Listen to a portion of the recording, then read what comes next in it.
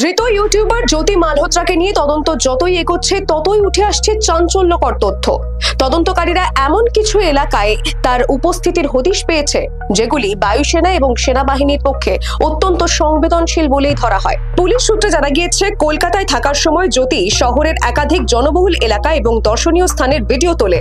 এর মধ্যে রয়েছে শিয়ালদহ স্টেশন থেকে চলন্ত ট্রেনের ভিডিও, পাশাপাশি ব্যারাকপুরে একটি জনপ্রিয় বিরিয়ানির দোকানে তৈরি করা রিলও।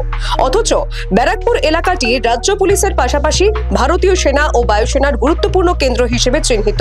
ফলে প্রশ্ন উঠছে, সেনা সংক্রান্ত তথ্য সংগ্রহ করতেই কি এই এলাকায় এসেছিল সে? আরো জানা যাচ্ছে, হুগলির শেওড়াফুলিতে একটি বিয়ে বাড়িতে অংশগ্রহণ করেছিল সে। জ্যোতির সঙ্গে সে বিয়ে বাড়ির লোকজনের কি সম্পর্ক ছিল, কেন তাকে নিমন্ত্রণ জানানো হয়েছিল, সেই সমস্ত প্রশ্নের উত্তর খুঁজছেন গোয়েন্দারা।